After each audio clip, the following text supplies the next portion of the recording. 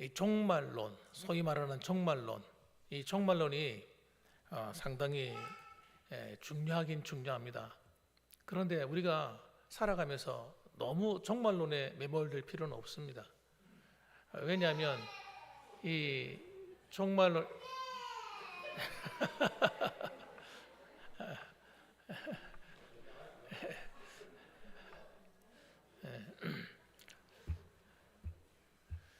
그래서 우리 이 종말론이 중요하긴 중요하지만 종말론에 너무 매몰되지 말아야 될 이유가 있어요. 왜냐하면 이단들이 주로 이 종말론을 가지고 다가옵니다. 그래서 우리가 잘 해석하기 어려운 이야기들, 그런 어려운 이야기를 가지고 우리를 미혹하는 거예요. 그래서 마치 자기들이 직접 진짜 하나님으로부터 택함받은 성도들이고 우리는 아니고 이런 식으로 속입니다. 그래서 마치 14만 4천 명이라는 숫자 같은 경우도 택함받은 숫자는 14만 4천 명이라는 거예요. 그러니까 이 숫자에 들어와야 된다 이러면서 미혹하는 겁니다. 굉장히 우스운 이야기죠. 대표적인 이단이 신천지 그렇게 속여요. 여러분 그런데 속으면 안 됩니다. 14만 4천이라는 건 성경에 나오는 숫자는 거의 상징적인 숫자가 많아요. 정확한 숫자가 아닙니다. 우리가 생각하는 물리적인 숫자가 아니에요. 상징적인 숫자가 많죠. 그래서 성경에 말하는 3 이런 숫자도 하나님의 숫자지 않습니까? 사람의 숫자 6 이런 거 그런 것도 마찬가지로 14만 4천이라는 숫자도 여러분 살펴보면 굉장히 작은 숫자거든요. 그러면 여러분 그 14만 4천 명요 지금 이 신천지 그 숫자 넘어버렸거든요. 그러면서 또 전도 다니면서 그 이야기를 한단 말이에요. 그러니까 우리는 속으면 안 돼요. 중요한 거는 여러분 종말론보다 더 중요한 게 뭐냐면 우리의 믿음입니다. 믿음. 현재 우리가 어떻게 신앙생활을 하고 있느냐 이게 중요한 거예요. 종말이 오느냐 안 오느냐보다 더 중요한 것은 지금 내 신앙이 깨어 있느냐 안 깨어 있느냐 이거예요. 지금 우리의 신앙이 그리스도의 신부로서 준비가 되어 있느냐 안 되었느냐 이게 중요한 거지 주님이 언제 오시느냐가 별로 중요하지 않습니다. 우리가 준비만 되어 있으면 언제든지 오셔도 오케이잖아요. 그죠? 따라합시다. 언제든지 오셔도 우리는 준비되어 있습니다. 그럼 되는 거예요. 되는 거죠. 자, 그래서 여러분 성경에 보면 이제 종말론에 대한 예언 가운데서 주님의 재림을 앞두고 일어날 사건들에 대해서 몇 가지를 소개하는데 우리가 새벽마다 마태복음을 하면서 사실 이 내용을 좀 했습니다만 한 번 더 살펴봤으면 좋겠습니다.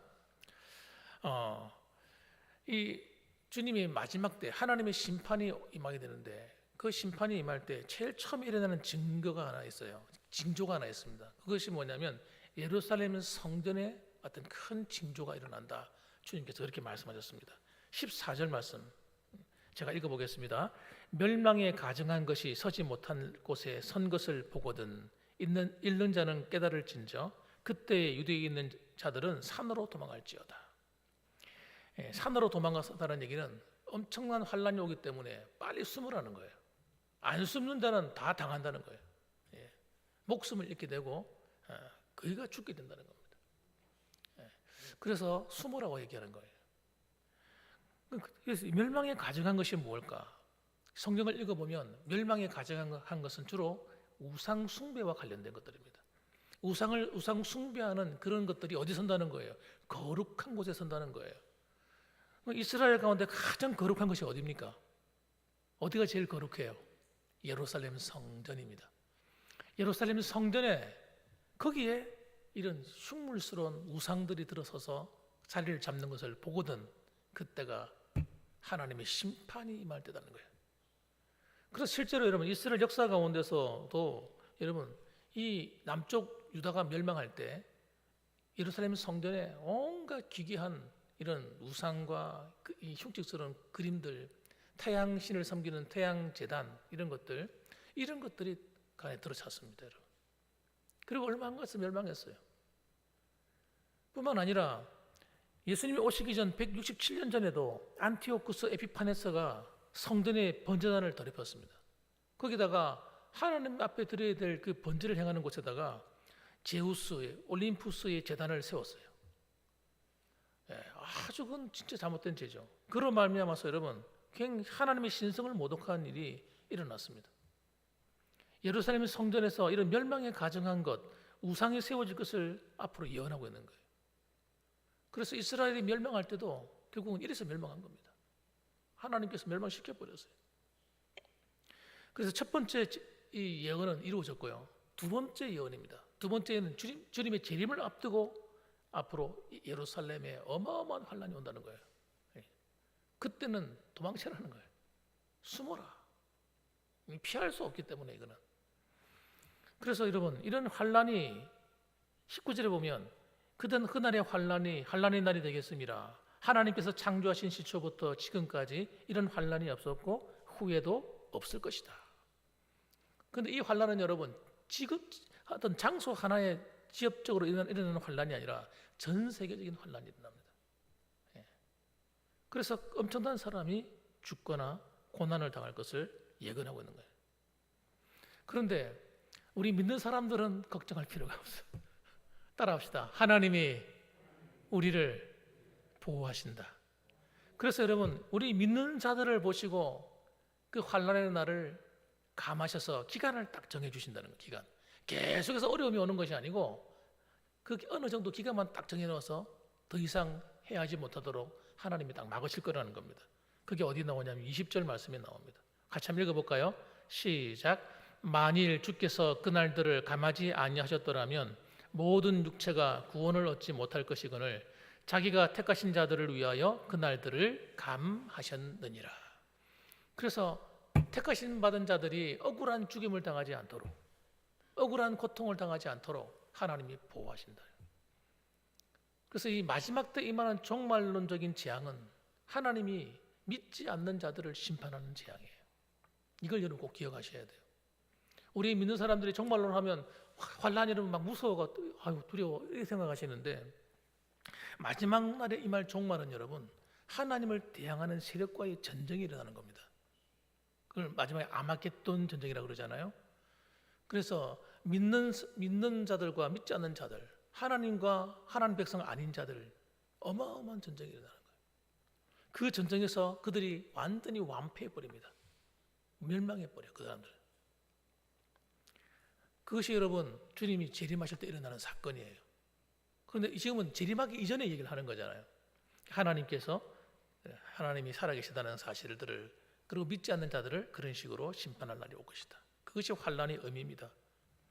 그래서 믿는 사람들은 너무 두려워하거나 종말에 대해서 불안해하실 필요가 하나도 없다.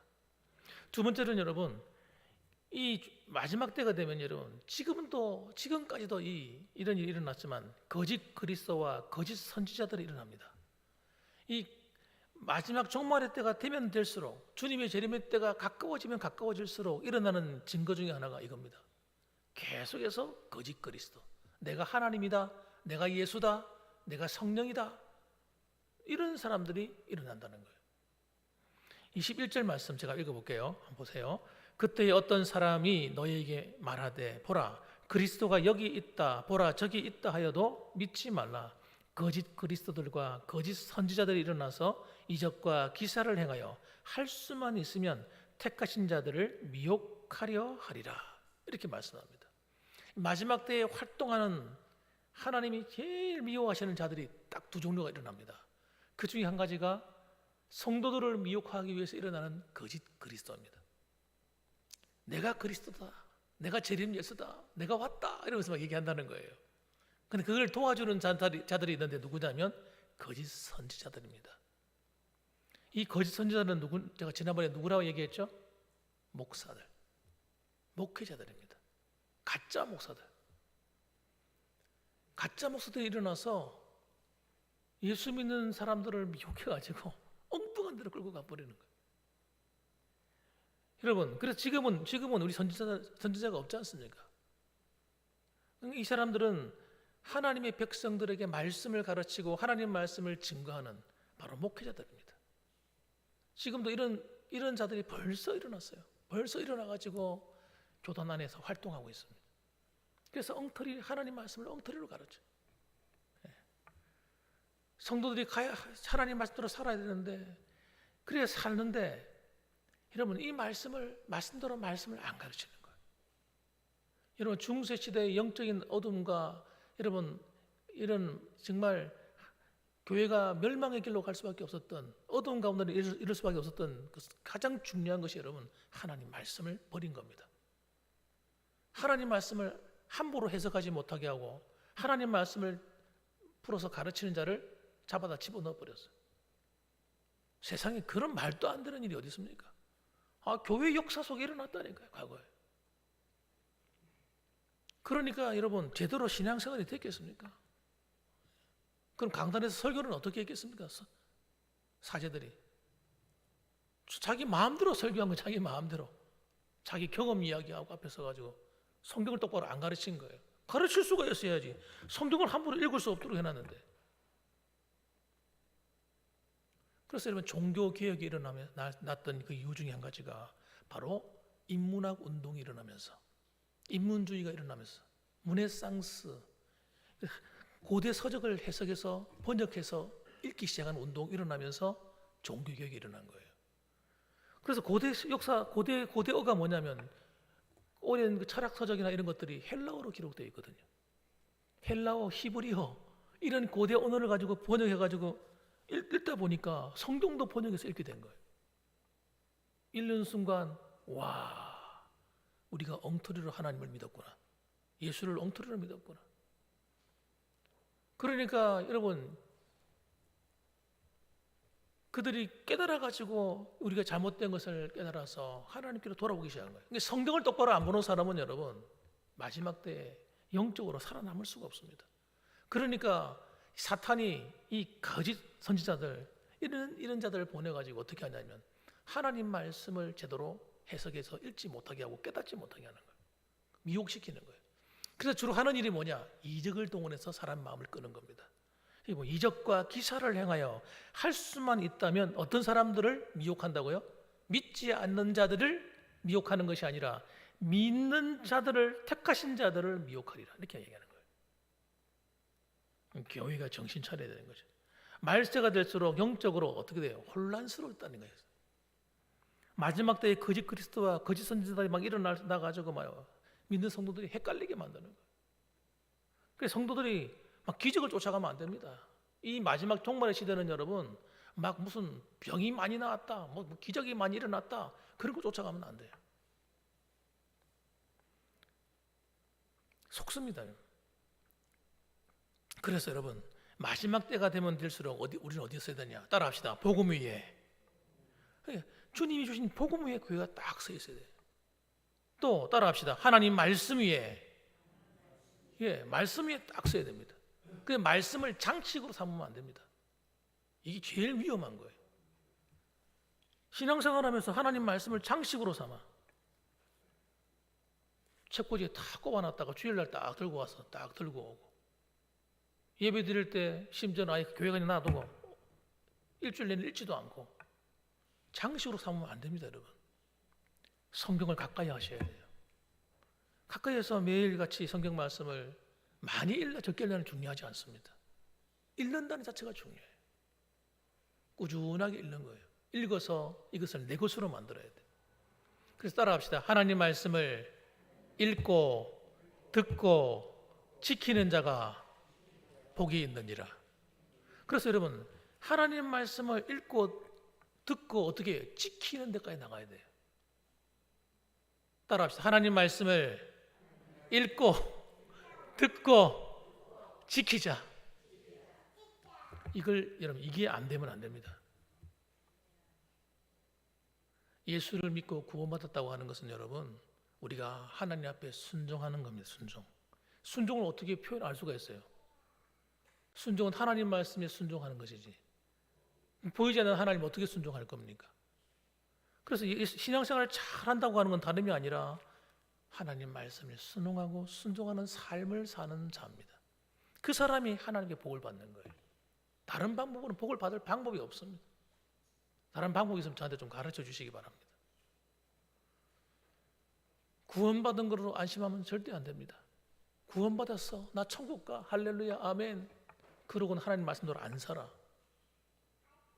하나님께 책망받습니다. 나중에. 그러면 안 됩니다. 우리는 하나님 말씀으로 돌아와서 하나님 말씀대로 사는 삶을 돌아가야 돼요. 그래서 그 클라이막스가 뭐냐? 마지막 때가 되면 여러분, 교회가 사랑이 식어진다고 얘기했어요. 뭐가 식어진다고요? 예, 사랑이 식어진다. 그래서 교회 안에 뭐가 회복돼야 되냐면 마지막 때가 되면 될수록 살아있는 교회는 하나님 말씀에 순종해서 용서하고 사랑하는 운동이 일어나야 됩니다. 사랑해야 돼요. 그럼 누구를 사랑해야 됩니까? 교회를 사랑해야 됩니다. 첫 번째는 교회를 사랑하는 거예요. 그럼 교회는 건물을 보고 막 교회를 끄덕끄덕하고 사랑하라는 얘기입니까? 그런 말이 아니라 교회의 구성원인 성도들을 사랑하는 겁니다. 교회 성도들이 미워 죽겠어 이렇게 되면 안 됩니다, 여러분. 왜냐하면 우리는 영원히 함께 할 사람들이기 때문에 여러분 서로가 용서야 풀어줘야 돼. 다 풀어줘야 돼. 주님이 나를 용서하신 것처럼 매일매일 용서해줘야 돼. 그 주기도문에서 하시는 말씀인 거예요. 우리가 우리의 죄를 사하여 준 것 같이 우리의 죄를 용서하여 달라고 기도하라 하셨어요. 그러니까 용서해 주는 데가 전문가가 되셔야 돼. 다 죄인이기 때문에 그렇습니다. 너나 나나 다 죄인이에요. 따라합시다. 니나 내나 다 죄인이다. 용서받은 죄인 아닙니까? 용서받은 죄인이지. 그러니까 나도 여러분 나한테 잘못하는 사람, 나를 좀 섭섭하게 하는 사람, 내게 상처 주는 사람 있어도 그걸 영원히 가슴에 묻고 가면 안 되고 자꾸 용서해 주며 살아야 돼요. 주님이 하신 것처럼. 그리고 더 나아가서 뭐 해야 되냐고요? 사랑하셔야 됩니다. 원수까지라도 사랑하셔야 돼요. 그리고 더 그것도 안 돼요. 그것만 멈춰도 안 돼요. 따라합시다. 축복하며 살자. 축복을 이어받게 하려 하심이라. 복을 빌어주기 위해서 우리를 부르시다 그래요. 성경에 베드로전서 3장 18절 이하에 보면. 그래서 여러분 복을 빌어주는 사람이 되셔야 돼요. 마지막 때가 될수록 여러분 교회가 사랑이 식어지지 않도록 이것을 위해서 어떻게 해요? 우리가 순종하고 힘을 써야 됩니다. 그래서 여러분 마지막 때가 되면 될수록 어떻게 해요? 십자가의 복음과 주님의 말씀과 하나님의 사랑으로 하나 되는 공동체, 그런 교회가 되어야기를 주님의 이름으로 축원합니다. 마지막 결론적인 중요한 거예요. 주님의 재림이 일어난다는 거예요. 분명히 있다는 겁니다. 인자가 오리라. 인자가 오는데 모든 사람이 보게 됩니다. 중요한 건 이겁니다. 절대 예수님은 은밀하게 오시지 않습니다. 여기 다 속는 거예요, 사람들이. 정명석이가 자기가 재림 예수라 하잖아요. JMS, 지저스 모닝스타. 자기 이름에 첫 번째 떼가지고요. 자기가 새벽별이래요. 재림 예수라는 겁니다. 근데 하는 짓을 보면요, 마귀 새끼예요, 하는 짓. 음란한 짓을 하고, 여대생들, 젊은 애들 데려다가 잠자고, 성폭행하고, 감옥에 더 갔다 와서 또 그치 또 합니다. 또. 여러분, 열매로 압니다, 열매. 저것들이 진짜 하나님에 속한 자가 아닌가는요. 그들이 하는 짓을 보면 알아요, 하는 짓을. 예수님의 초림도 예언되었다가 이루어졌습니다. 예수님의 부활도 예언되었다가 이루어졌습니다. 여러분, 예수님의 재림도 예언되었습니다. 이루어질까 안 이루어질까요? 반드시 이루어집니다. 그래서 여러분, 예수님이 하신 말씀 가만 보세요. 그때 어떤 일이 벌어지는가? 24절, 25절, 26절인데요. 그때의 그 환난 후, 아까 말씀하신 큰 환난이 임했는데 그 환난이 끝나고 나면 자연재해가 임합니다. 자연재해. 하늘에 해가 어두워지고 달이 빛을 내지 아니한다는 거예요. 그리고 별들이 하늘에서 떨어지고 하늘에 있는 권능들이 흔들릴 것이다, 이렇게 예언합니다. 그 저는 사실 이게 좀 이해가 되지 않는 부분이 있어요. 아니, 별들이 하늘에서 어떻게 떨어지지? 별들은 여러분, 우리가 과학에서 배웠잖아요. 우리가 아는 별은 지구에 떨어질 수가 없어요. 거의 우리 이 지구만 하기 때문에, 지구보다 훨씬 더 크거나 지구가 비슷한 그 크기지, 뭐 조그만 이런 생각하는 뭐 이런 작은 것들이 떨어지는 게 아니거든요. 이거는 틀림없이 아마 어떤 하늘에서 떨어지는 어떤 뭐 운석이거나 아니면 무슨 제가 인공위성들이거나 그렇게 추측한다는 얘기죠. 지난번에 말씀드렸죠. 그런 것들이 하늘에서 떨어지게 될 것이다.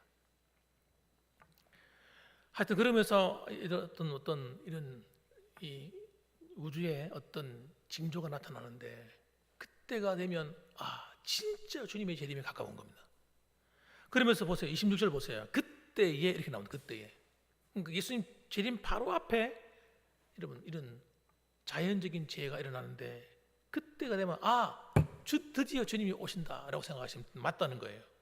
그런데 주님이 오시는 그 과정을 보면요, 인자가 구름을 타고 큰 권능과 영광으로 오는 것을 사람들이 볼 것이다.